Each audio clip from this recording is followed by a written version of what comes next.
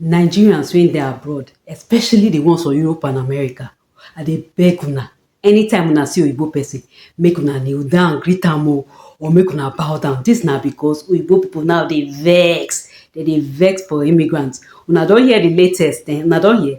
Okay, if una never hear, American government don dey their eye dey red, their eye dey red, so dem don dey use any means to remove immigrants, especially illegal immigrants. They dey use any means to make them comot for their country.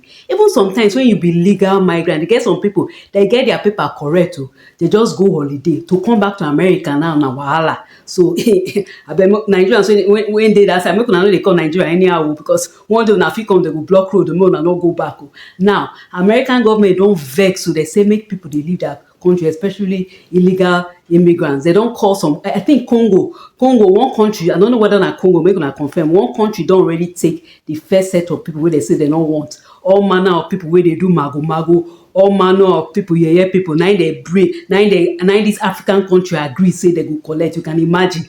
Now Ghana wey we think say they be our friends, even though sometimes we dey send them we dey drive them. Remember the Ghana must go era now.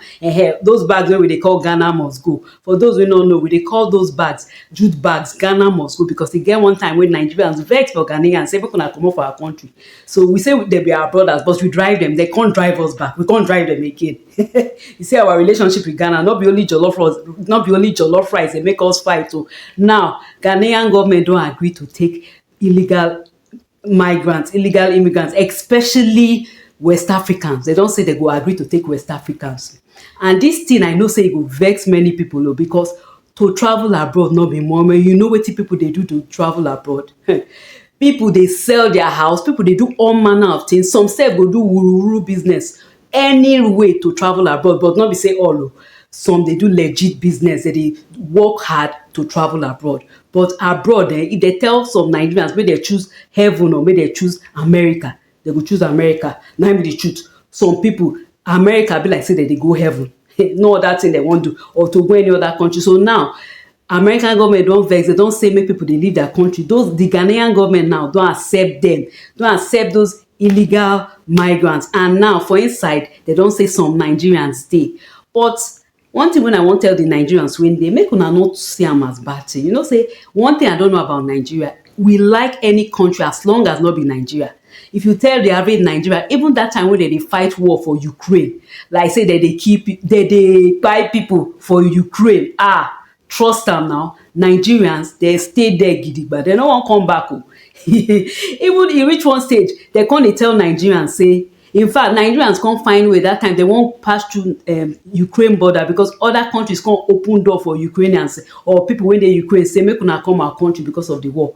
But they not let black people. They say black people no go accept una. Nigerians say they're ready to leave any country, whether they fight war. Even one time for Cote d'Ivoire where they fight war, gbege dey Cote d'Ivoire, Nigerians stay there gidigba.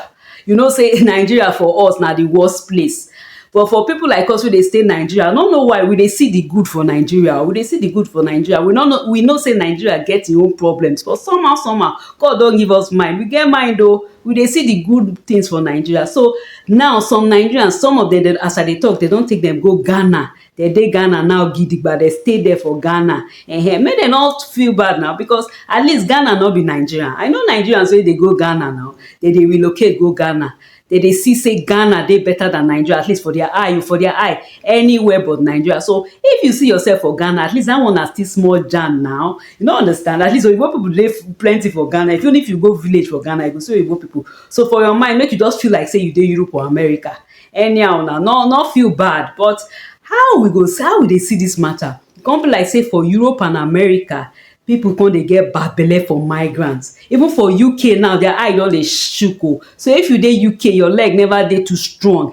Make you take am easy One lady wey dem dey call Kemi Badenoch, that one na Nigerian she say she no identify as Nigerian, so I no call her Nigerian again. That Black Briton Kemi Badenoch, she come say her eye don chook she don dey try every means to make sure say Nigerians live there or migrants, and she dey target people from this part of the world. So wetin we go do now? Since we go this country, they go drive us. Una remember the Chiniba story now? She go do beauty contest today. They drive her. They say they don't want her.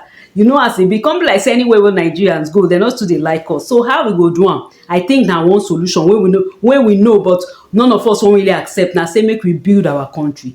Nigeria get everything wey go make people dey agitate to stay Nigeria. Na people e dey, we get enough population, na resources e dey yakpa. In fact, dey even get resources underground wey dem never even bring out for Nigeria. So Nigeria no get any reason to poor. Na bad leadership and bad followership na im be Nigeria problem. We be followers, we dey worship those people wey we go say dem no do well o, we go worship dem. Remember that president wey just die now, na so. If I come be like say, if you hear what people dey talk, people come dey talk like say the man do well. Even one former president, the one wey open library, presidential library, you see the nonsense wey dey comot for im mouth. You see, e just dey yarn opata. People dey clap for am, people dey say e do well. So we dey worship bad leaders. So wetin you expect? Because we sef na bad followers. I been a liar talk. Wetin una talk? Wetin una think about this matter? Na good thing say Ghana dey gree accept people, or dem no for gree, so that at least if to say na another country, at least e go near abroad, so that from there dem fit run back. Or una like the fact say Ghana agree to accept illegal immigrants from West Africa? Make we talk the matter for comment. So till I see una for the next video, where I go talk about something else. Una do.